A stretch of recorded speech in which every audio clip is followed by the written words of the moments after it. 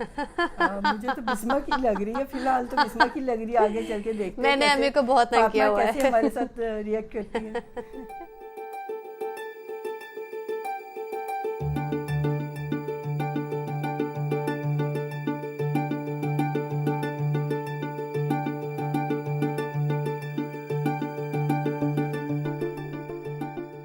हाँ, काफ़ी life change हो गई है ऑफ कोर्स। बंदा अपने आप को भूल जाता है और सारी जो तवज्जो बच्चे की तरफ चली गई है और अपने लिए अपने टाइम नहीं होता और काफ़ी बिजी रूटीन हो गई, काफ़ी बिजी लाइफ है।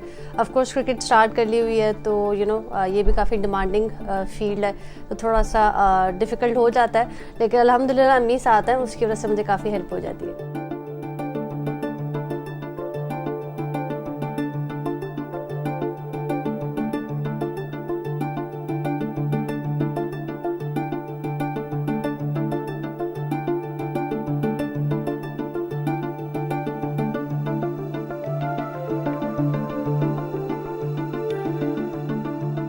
मैं बहुत ही एक्साइटेड हूँ माशाल्लाह। फातिमा के आने से काफ़ी ज़्यादा जो है वो मैं एक्टिव भी हो गई हूँ और बड़ा अच्छा फील करती हूँ और मैं उसकी ऑल जो एक्टिविटीज़ है उसको बहुत इंजॉय करती हूँ, क्योंकि मेरे बाकी जो है नवासियाँ और पोते पोतियाँ सब बाहर हैं, तो मेरा फर्स्ट एक्सपीरियंस है फातिमा के साथ, तो मुझे बहुत ही अच्छा लग रहा है। तो लवली माहौल है घर में फातिमा के साथ।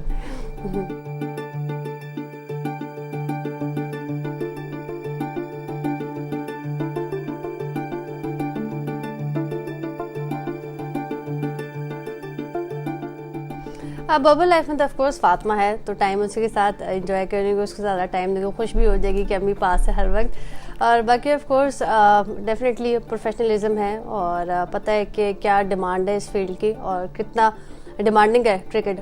तो ऑफकोर्स मेरा फोकस उसी में है। अम्मी को साथ लाने का मकसद ये था कि अम्मी जो है वो फातिमा की अच्छी तरीके टेक केयर कर सके और मैं फील्ड में अच्छा फोकस कर सकूँ।